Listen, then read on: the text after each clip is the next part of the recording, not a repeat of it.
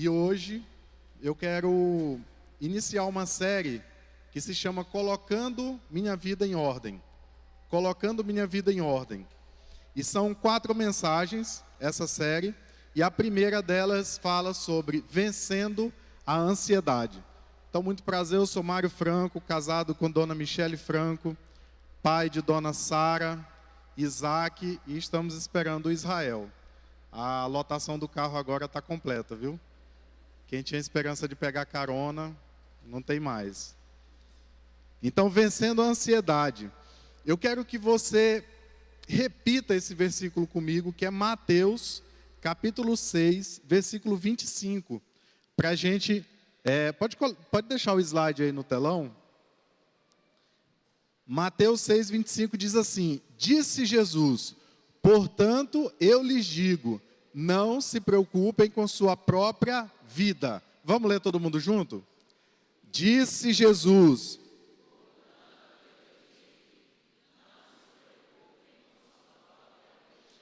Como o maior líder da história pode falar sobre você não se preocupar com algo que é peculiar a você mesmo? Como ele pode falar para você não se preocupar com a sua própria vida? Esse é no Novo Testamento. No Antigo Testamento, em Eclesiastes 11:10, diz assim: afaste do coração a ansiedade. Você pode repetir também? Afaste do coração a ansiedade. Pergunta para a pessoa que está do seu lado: você é ansioso? Mas pergunta de leve: você é ansioso? Faz uma pergunta diferente, porque às vezes a pessoa não é ansiosa, mas você fala assim: você tem lapsos de ansiedade? Ó, uma palavra bonita. Você tem lapsos de ansiedade? Talvez a pessoa não tenha problema com ansiedade, ela tem áreas em que ela é ansiosa. Pergunta para ela assim: existe alguma área da sua vida que te traz mais ansiedade? Pergunta aí para a pessoa. Pergunta aí para o seu vizinho. Existem áreas da sua vida que te trazem ansiedade? O que nós precisamos entender é que Deus deseja que sua vida esteja em ordem, limpa e organizada. Deus é um Deus organizado. Deus é um Deus que gosta de organização. Deus, ele não é controlador, é diferente. Tem gente que fala assim: eu sou organizado, irmão. Não, você não é organizado. Você é controlador. Organizado é diferente. A igreja de Colosso, inclusive, recebeu um elogio do apóstolo, dizendo assim, Colossenses 2,5: me alegro em ver como estão vivendo em ordem. Ou seja, e como está firme a fé que vocês têm em Cristo. Então, o apóstolo está falando justamente que ele está feliz. Por quê? Porque uma vida em ordem firma e ajuda a nossa fé. Você já percebeu que a pessoa chega na igreja toda desorganizada? Eu não sei vocês, talvez só aconteça em outras igrejas, mas eu cheguei na igreja, eu estava bastante desorganizado. Eu tinha 17 anos de idade, dava muito trabalho para minha mãe, quase me pego na briga com meu irmão em um dia, e foi desse jeito que eu vim, cheio de problema, cheio de ferida na alma, sem dinheiro, e com a vida toda desorganizada. E é interessante que Deus é um Deus tão organizado que Ele consegue nos passar a organização dEle. E nós não poderíamos estar numa época melhor para falar de organização do que o início do ano. Inclusive, tem gente que fala assim: eu vou começar a dieta no ano novo. Ano que vem eu faço uma dieta, não é assim? Aí tem gente que fala assim: não, eu vou começar a dieta. Que dia que é o dia da dieta? Segunda-feira. Aí a pessoa fica tentando encaixar uma segunda-feira e não consegue. Só que ela fala assim: dia certo de começar a dieta é dia 1º. Cara, esse ano, a segunda-feira, dia 1º, caiu no dia 1º de janeiro. Deu certinho. E aí, como é que está a sua dieta? Então, a nossa vida precisa estar em ordem. É impressionante como a desordem, ela atrasa a vida. Você já percebeu, do mesmo jeito que quando a pessoa entra na igreja desorganizada, quando ela sai, geralmente a vida dela fica desorganizada? Você já parou para pensar nisso? Por que a pessoa não fala assim, não, eu discordo da igreja, eu vou embora, eu não gosto mais, e continua a vida normal? Não é assim. Ela começa uma desorganização, e o que gera isso? Coisinhas pequenas às grandes. Gavetas desorganizadas atrapalham a vida das secretárias, mesa desorganizada gera estresse, trânsito desorganizado provoca caos, cozinha desorganizada, as cozinheiras não sabem o que fazer, dívidas. Um vendedor um dia disse assim, se eu chegar numa casa e eu ver tudo desorganizado, eu não quero vender a prazo para essa pessoa. Porque se a casa dela é desse jeito, imagina as contas, como serão. Hospitais desorganizados levam à morte dos pacientes. Então, só me leva a crer que pessoas desorganizadas geram vidas desorganizadas. Então, talvez você fale assim, eu sou organizado. Não é o falar, é como é a sua vida. Porque se você tem a cabeça desorganizada, sua vida é desorganizada. Só que a desorganização, ela tem um preço. Qual é o preço? Perda, tristeza, ira, conflito, doença, improdutividade e aborrecimento. Por que tantas pessoas continuam com suas vidas tão desorganizadas? A pergunta basicamente é essa. A pessoa vive com relacionamento em desordem, ela vive com amizades rasas, ela vive com coração desequilibrado, e o mais interessante, você enxerga no rosto da pessoa. Você não consegue ver uma pessoa desorganizada e você acha ela organizada. Então tenha certeza de que este não é o plano de Deus para nossas vidas. Então qual é? Deus deseja que sua vida esteja em ordem e firme em Cristo. Eu quero que você faça uma declaração comigo. Diga assim, eu declaro... Não, acho que vocês não entenderam. Vamos ficar em pé? Só uma vezinha aí. Fica em pé.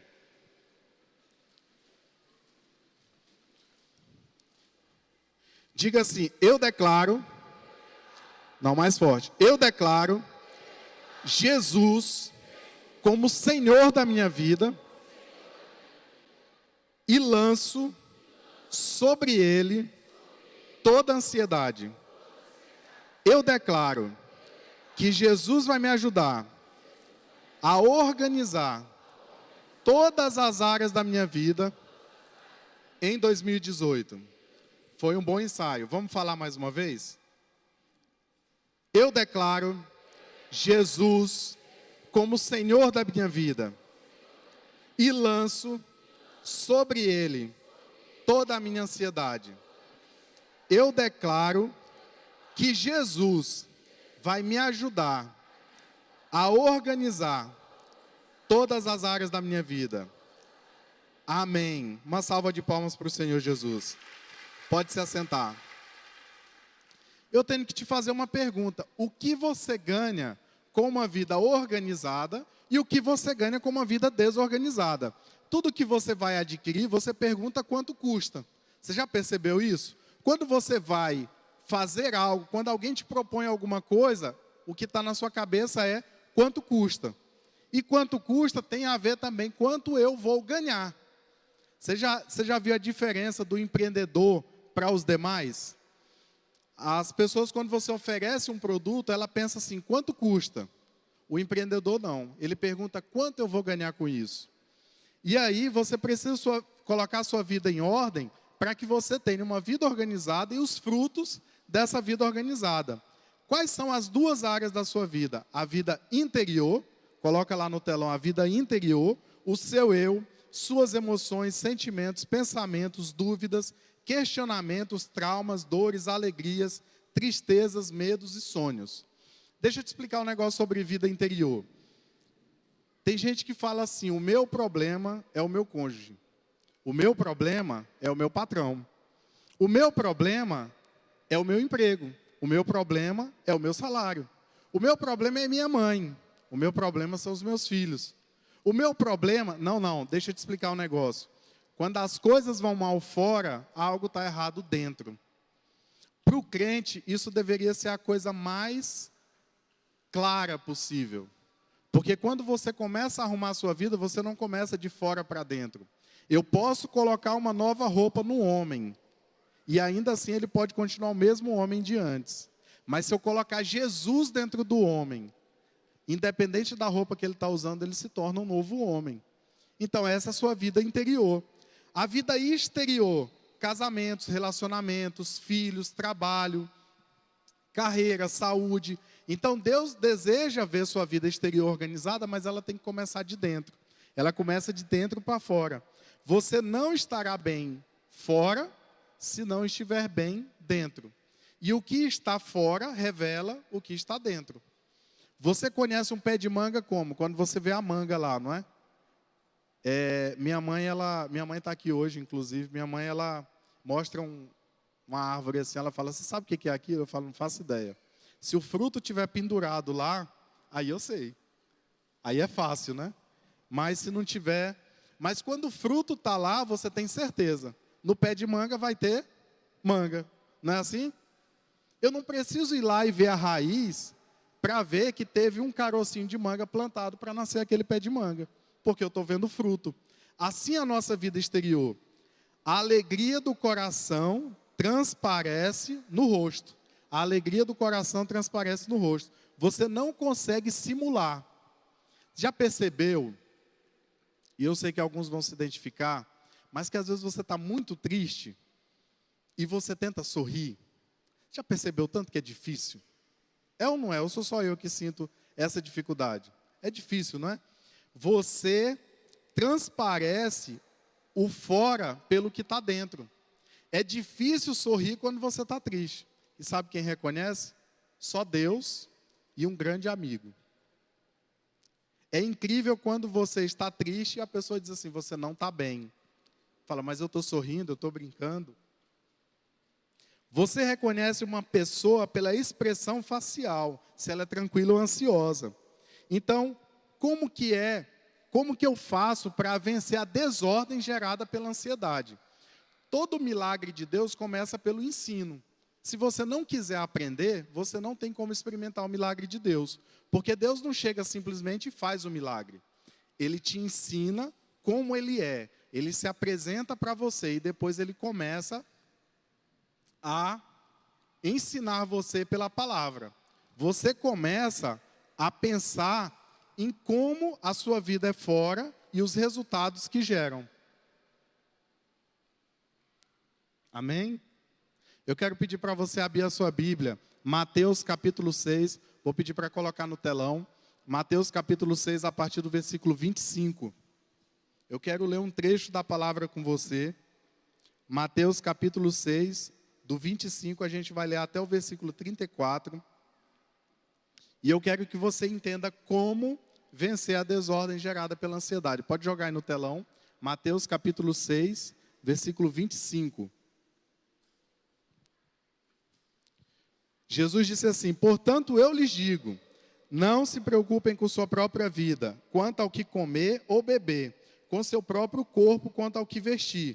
Não é a vida mais importante que a comida e o corpo mais importante que a roupa? 26 diz assim, observem as aves do céu, não semeiam, nem colhem, nem armazenam em celeiros, contudo o Pai Celestial as alimenta. Não tem vocês muito mais valor do que elas? Quem de vocês, por mais que se preocupe, pode acrescentar uma hora que seja a sua vida? Por que vocês se preocupam com roupas? Vejam como crescem os lírios do campo. Eles não trabalham, nem tecem. Contudo, eu lhes digo que nem mesmo Salomão, em todo o seu esplendor, vestiu-se como um deles. Se Deus veste assim a erva do campo, que hoje existe e amanhã é lançada ao fogo, não vestirá muito mais a vocês, homens de pequena fé. Portanto, não se preocupem dizendo, que vamos comer, ou que vamos beber, que vamos vestir, pois os pagãos é que correm atrás dessas coisas. Mas o Pai Celestial sabe que vocês precisam delas. Busquem, pois, em primeiro lugar o reino de Deus e a sua justiça. E todas essas coisas lhes serão acrescentadas. Portanto, não se preocupem com o amanhã, pois o amanhã trará as suas próprias preocupações. Basta cada dia o seu mal. Eu quero fazer algumas considerações desse texto, e uma delas é que Deus não usa elementos espirituais no texto. Você já percebeu? Ele não está falando aqui que quem ora mais ou quem ora menos, ou quem faz isso na igreja ou quem não faz. Não é isso que ele está dizendo. Ele está falando sobre a atitude que você tem de confiança com relação ao Deus que você serve. Então, vamos pensar na desordem que a ansiedade gera na minha vida. A preocupação excessiva, ou seja, a ansiedade, ela é uma das piores enfermidades. O que ela causa? Dor de estômago, gastrite, úlcera, calvície, desequilíbrio hormonal, alteração, noites mal dormidas, humor. Você consegue perceber a pessoa ansiosa. A ansiedade rouba a paz prometida por Deus no meio da tormenta. Deixa eu te explicar um negócio. Quando você está feliz, Deus está contigo. Mas quando você está triste, Deus está contigo. Quando você está cheio da grana, Deus está contigo. Quando você está quebrado, Deus também está contigo. Quando você está saudável, Deus está contigo. E quando você está doente, Deus também está contigo. Mas tem uma coisa que retira essa sensação, ou melhor, eu deixo de perceber a presença de Deus. Chama-se ansiedade. Por isso, esse estudo de hoje, para você entender. Eu quero destacar três características da ansiedade. Primeiro, a ansiedade ela é incoerente. Não faz sentido ter ansiedade. Por quê? Você pode ler aí para mim, portanto, versículo 26, não é isso? Portanto, eu lhes digo, podem ler comigo? Não se preocupem.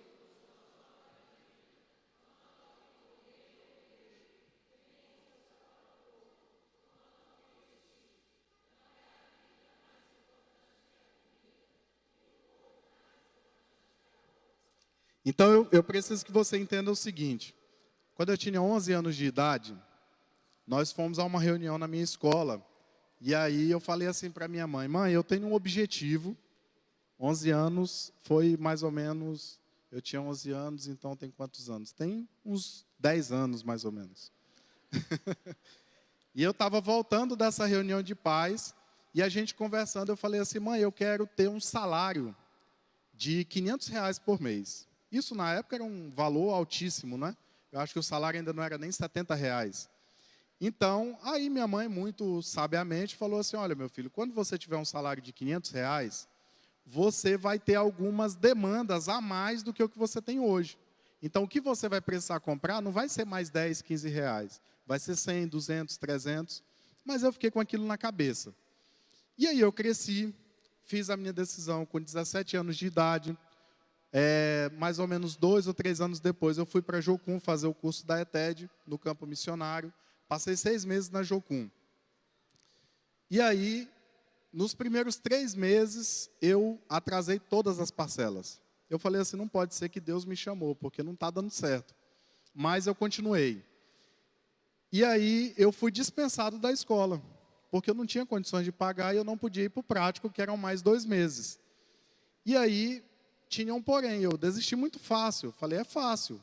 Eu estudei os 3 meses, agora eu vou embora para casa e pronto, acabou a história. Só tinha um porém, eu não tinha dinheiro para voltar para casa. Então, isso dificultou esse meu planejamento mal feito. E lá na Jocum de Goiânia tem uma mata, que é onde a gente ora. E foi sexta-feira de manhã, eu falei assim, nem que eu passe o fim de semana inteiro, mas eu só saio daqui com uma resposta de Deus. Até porque eu não tinha como sair de lá, então só podia ser desse jeito mesmo. E aí, eu passei aquela manhã em oração. Eu confessei tudo quanto era pecado que eu achava que tinha, os que eu achava que eu não tinha. Tudo enquanto que eu podia falar. E aí, Deus providenciou o pagamento, pagou as minhas parcelas todas. Alguém foi lá e acertou por mim. E eu fui para o prático. Passei 2 meses, o que acontece depois de 2 meses? As mensalidades continuavam atrasadas. 2 meses de atraso. Eu devia R$ 720 na instituição e eu precisava pagar para me formar. O que aconteceu? Nós estávamos em Vila Rica, no Mato Grosso. Nós fomos para uma cidade do interior do Goiás e depois fomos para Vila Rica. Em Vila Rica, nós compartilhamos com a igreja essa necessidade. Dos 8 irmãos que estavam ali em missão, 7 estavam devendo. E aí eu devia 720. E um detalhe que eu não contei é que antes de ir para o campo missionário, meu último salário tinha sido R$ 470. Eu quase cheguei na minha meta de 500. E aí, quando eu estou lá em Vila Rica, no Mato Grosso, e com aquela dívida, eu já estava mais despreocupado, porque eu tinha tido uma experiência de Deus na minha vida. Eu fui na casa de um irmão, ele falou, eu vou lhe dar R$ 220, então vai para abater na sua dívida. E vou dar 210 para a Ludmila, que era uma amiga minha. E aí a gente foi na casa dele na segunda pela manhã, ele pediu para o filho dele buscar, ele me entregou 22 notas de R$ 10, e eu estou lá com dinheiro, coloquei no bolso e ficamos por lá. Quando o senhor levantou, o filho dele perguntou assim, quanto que o papai te deu? Eu falei 220. Ele falou, falta quanto? Eu falei, falta 500. Aí ele puxou R$ 300 e foi me entregar. Quando eu vou pegar da mão dele, o Espírito Santo fala, o que você não... Eu totalizei, bom de matemática, não precisa nem muito, né? 220 mais 300, 520. Aí o Espírito Santo fala assim, o que você não consegue em um mês, eu posso te dar em um dia. Porque eu sou o dono do ouro e da prata, e sou o seu pai. Você entende que a incoerência da ansiedade é porque falta experiência com Deus. Como será a relação com o dinheiro depois disso? Então, se Deus não atender a oração de quem confia nele, esse homem que confia em Deus e ora e não é atendido, ele se torna o mais famoso do mundo. Ele vai ser o único homem na Bíblia, de toda a história, que confiou em Deus e Deus o deixou. Seria o homem mais famoso de toda a história, da face da terra, porque ele confiou em Deus e Deus o abandonou. Não tem como você confiar em Deus e não ser livre da ansiedade. Mas a ansiedade também ela é irracional. Por que ela é irracional? Olha o que diz aí. Observem as aves do céu. Olha só, Jesus está andando com os discípulos, e ele está falando sobre essas coisas, e ele está usando elementos naturais, e provavelmente eles estão no lugar aberto, boa parte dos sermões de Jesus são em lugares abertos, e ele começa a falar, olha, observe as aves do céu. Tem algumas coisas que elas precisam fazer para sobreviver, segundo a nossa mentalidade, não a dela. Ela precisa colher e armazenar em celeiro, e ela não faz isso. Mas veja, ela não morre de fome, porque o Pai Celestial alimenta cada uma delas. Quando eu fui comprar, quando minha esposa ficou grávida, a gente tinha menos de um ano de casado, e minha esposa ficou grávida, falou, agora não dá para a gente morar onde a gente está morando, eu preciso de um lugar maior. Então, com 1 ano e meio de casado, minha filha iria nascer. E a gente procura casa e não encontra. E aí, encontramos um apartamento, mais ou menos no preço que a gente poderia. E aí eu fui conversar com a moça, nunca tinha visto ela na vida. E eu falo assim, Deus, o Senhor precisa me ajudar porque eu preciso de uma casa. E eu coloquei sobre ele a minha ansiedade. E ela falou assim, o apartamento custa R$ 78 mil. E sabe quando você faz aquela cara de rico? Faz aquela cara de rico assim, como se tivesse grana, entendeu? Como se 78 mil fosse um negócio assim, que está ali no banco, entendeu? Aí ela falou assim, você precisa dar 11 mil de sinal.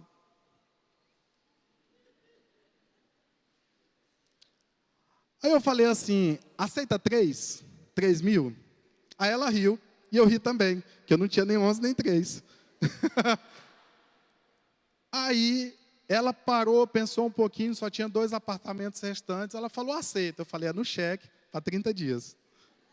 Aí ela riu mais ainda, não sei por quê. As pessoas riem de coisas sérias, entendeu?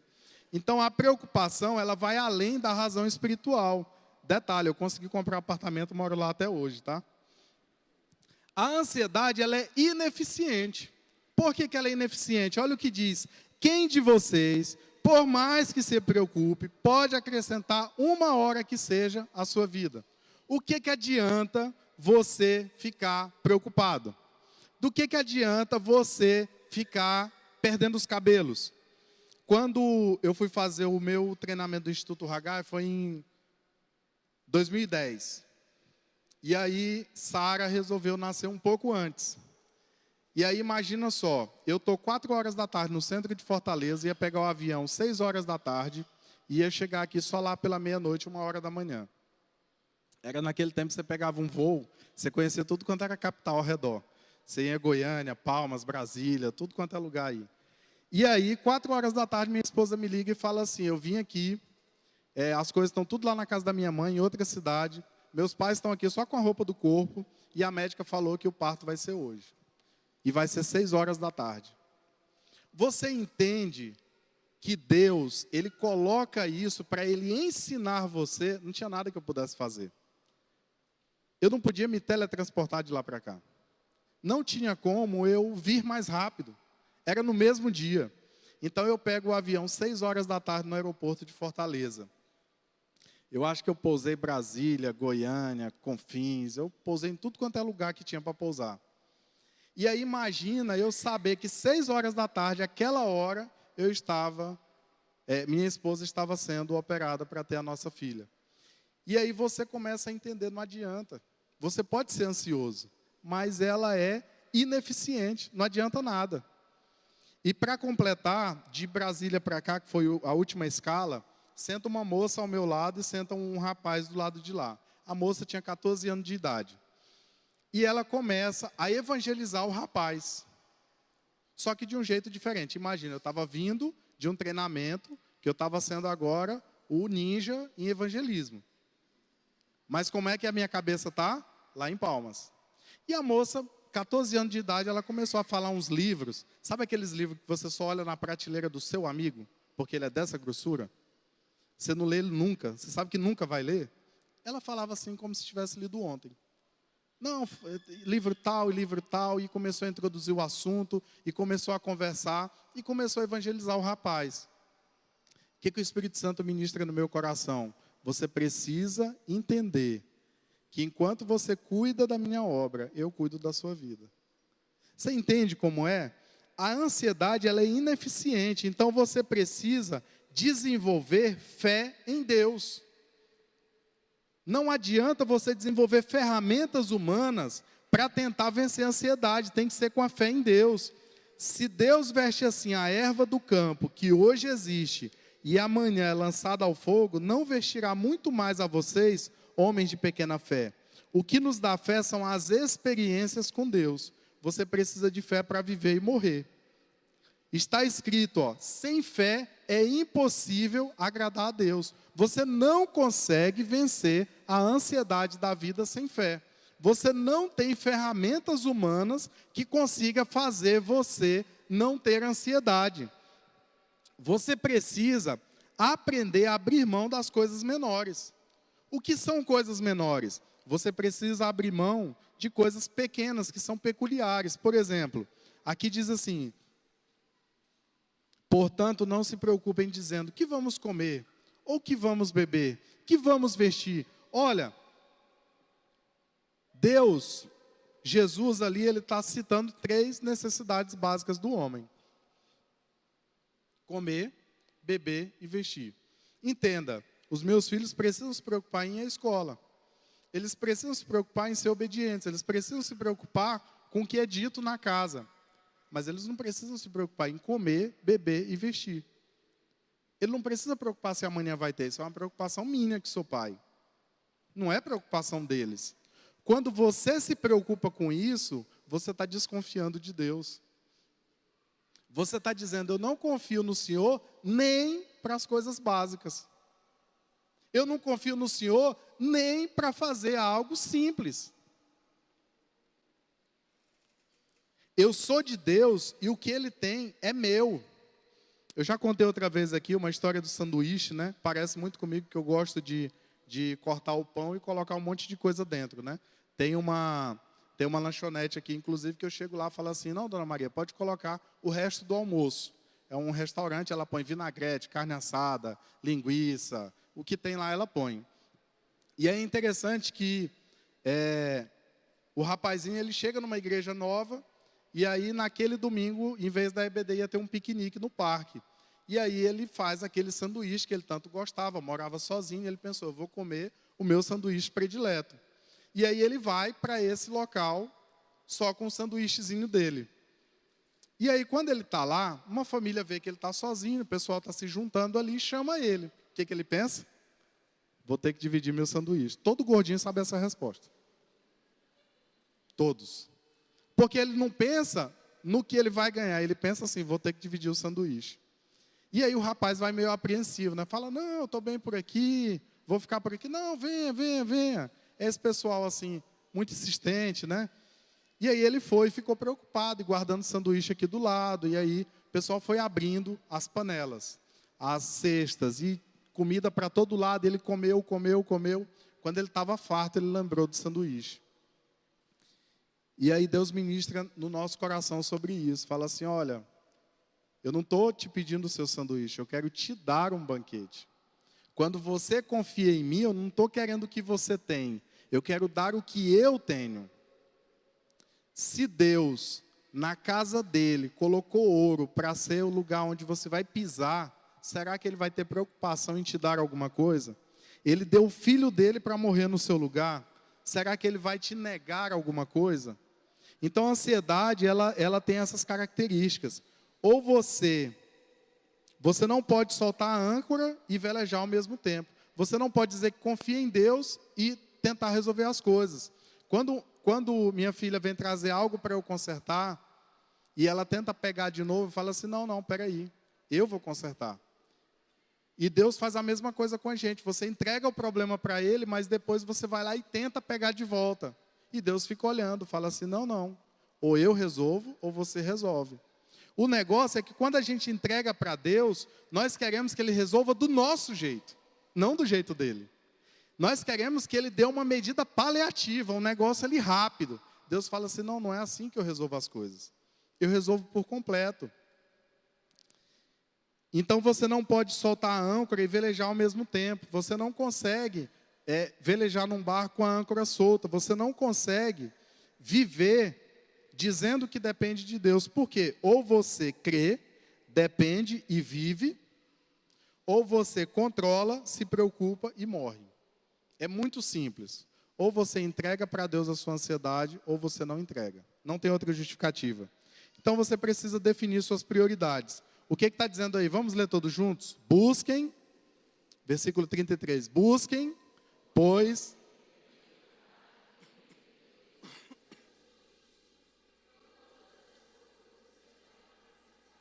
Então ele está dizendo o seguinte, a primeira coisa que você precisa fazer é entender que eu sou o pai, que eu sou o cuidador, que sou eu o responsável. Depois a gente ajeita as outras coisas. Você não precisa ser crente para ter necessidade. Necessidade todo mundo tem. E as necessidades, elas geram prioridades. Quais são as prioridades? Saúde, família, emprego, conforto, segurança. E você pode acrescentar um monte de coisas nessa lista. Então, todas as coisas na sua vida têm valor. Todas elas. Porém, elas têm mais valor na mão de Deus. O que pode dar mais certo? A sua vida na sua mão ou a sua vida na mão de Deus? Você precisa viver o hoje e não se estressar com o amanhã. Então, viva o hoje. O que ele está dizendo aí? Olha, não é um líder qualquer que está falando. Ele diz assim, portanto, não se preocupem com o amanhã, pois o amanhã trará as suas próprias preocupações. Basta a cada dia o seu próprio mal. O que ele está dizendo? Jesus, o líder maior, o líder exemplar, o líder que falou, ele está dizendo o seguinte, não se preocupe com a sua própria vida. Não está no texto, eu estou dizendo, a minha interpretação é, eu me preocupo com a sua vida. Posso ouvir um amém? Você entende que Deus está falando assim, olha, não se preocupem com a sua própria vida, com o que você vai comer, com o que você vai beber, com o que você vai vestir, onde é que você vai morar. Preocupe-se comigo e eu me preocupo com você. Deus está sendo muito claro, Ele não é irresponsável de dizer assim, seja irresponsável e não organize sua vida. Não é isso que Ele está dizendo. Ele está dizendo que Ele se preocupa com você, que é Ele que cuida de você, que é Ele o seu sustento, Ele é o seu mantenedor, Ele é aquele que enquanto você dorme, Ele faz por você, Ele é aquele que trabalha quando você espera nele. Tem gente que critica, mas olha, eu vou te falar um negócio, tem hora que você tem que trabalhar muito, é difícil ver um pai de família sustentar a casa sem suar, tem que suar muito, mas sabia que tem momento que você deveria, ou que você deve, porque eu já fiz isso, não é uma lei, não é uma ordem, mas assim, sabia que tem momento que você precisa deitar na rede e balançar um pouco? Já percebeu isso? Trabalhar é bom, eu trabalho desde 11 anos de idade, sempre gostei de trabalhar, suo pra caramba para poder sustentar minha família, mas tem um momento que você fala assim, Deus, eu estou precisando de algumas coisas que eu poderia comprar com o meu dinheiro. Eu poderia fazer algumas horas extras, eu poderia fazer algo mais. Mas sabe de uma coisa? Eu vou confiar que o Senhor vai me dar. Por isso que não é uma regra, não é uma lei. Mas você já pensou em fazer isso para Deus? Porque parece que Deus é aquele, você enxerga Ele como aquele homem malvado, que você chega para Ele e diz assim, Deus, eu vou entregar minha vida para o Senhor. Aí Ele fala, agora eu vou fazer você se arrepender dessa decisão. Não faz sentido. Se um filho chega para um pai e diz, pai, a partir de hoje eu vou te obedecer, quantos pais tem aqui? Levantem a mão. Quantos pais tem aqui? O seu filho chega para você e fala assim, a partir de hoje eu vou te obedecer. O que você vai fazer? Você vai dar tudo para esse filho. Você vai fazer o melhor para ele. Assim é Deus. Lembrando que a gente leu antes, Eclesiastes 11:10. Afaste do coração a ansiedade. Afaste do coração a ansiedade. Fala aí para a pessoa que está do seu lado. Pergunta para a pessoa que te falou, de quem é a responsabilidade de afastar a ansiedade do coração? Pergunta aí.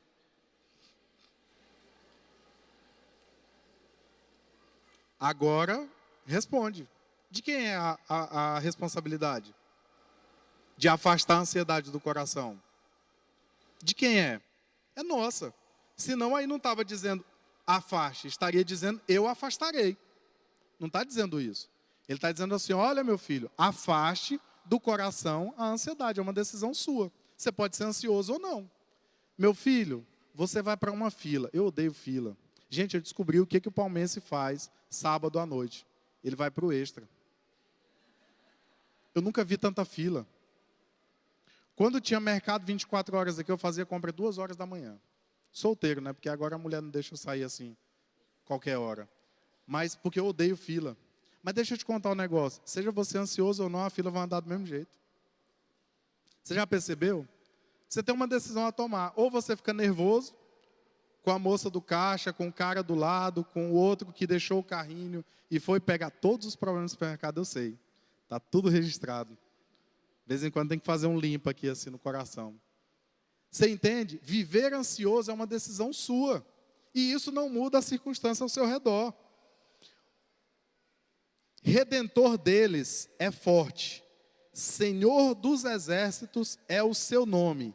Ele mesmo defenderá a causa deles e trará descanso à terra. De quem é a responsabilidade? Pergunta aí para a pessoa. De quem é a responsabilidade de defender os crentes? Fala aí, pergunta aí. De quem é a responsabilidade? Deus, o Senhor dos exércitos. Você precisa entender. Eu estou te falando isso porque assim, quando eu casei, eu morava numa kitnet que ela meio que não tinha dono. Você ia lá na imobiliária, eles não sabiam. O boleto chegava. Caso você esteja perguntando isso, todo mês o boleto chegava para pagar o aluguel. Mas eu não conseguia saber quem era o dono. E a porta da frente da minha kitnet, o que seria um portão, né? Ela não funcionava, ela ficava aberta. Então imagina, eu tiro minha esposa de dentro da casa do pai dela, coloco num lugar que eu não consigo nem fechar. Era horrível. Imagina a ansiedade que gera no coração. E o início do casamento foi com esse medo. Porque eu saía para trabalhar e ficava com medo de uma hora o telefone tocar e algo ter acontecido.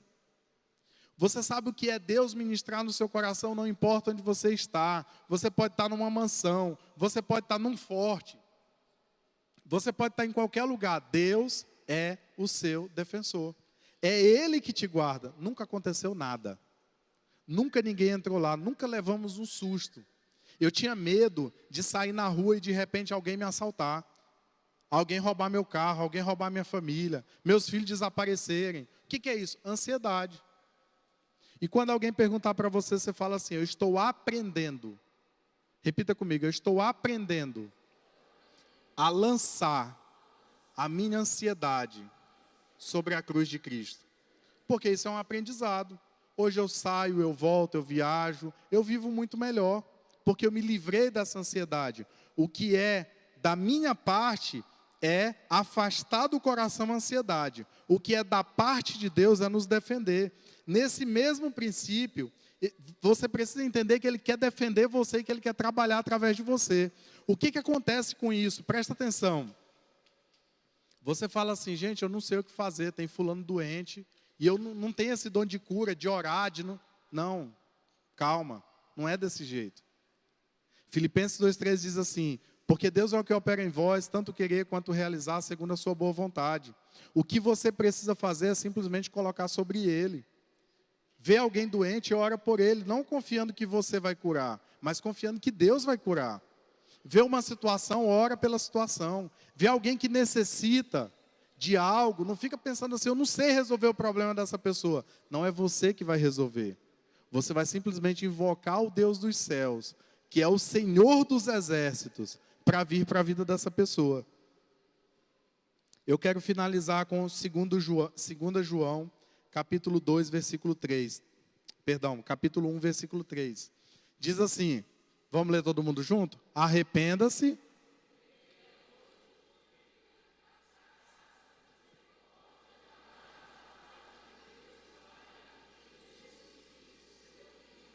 Estarão convosco em verdade e em amor.